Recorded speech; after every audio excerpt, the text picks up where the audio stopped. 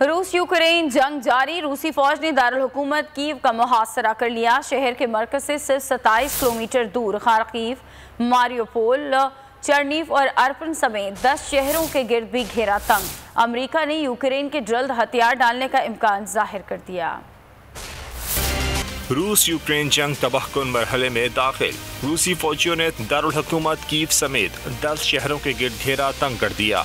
रूसी फौज का मीलों बड़ा काफिला दारुल हुकूमत कीव से सिर्फ 27 किलोमीटर दूर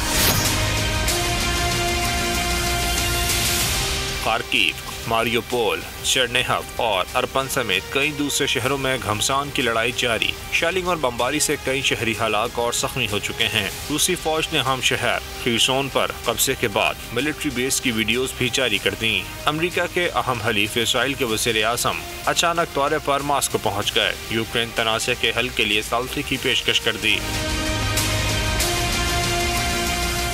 शहरों के मुहासरे के बायस यूक्रेनियन फौज का आलमी सुपर पावर के सामने टिकना नामुमकिन दिखाई देने लगा। अमेरिका ने यूक्रेन के जल्द हथियार डालने का इम्कान जाहिर कर दिया।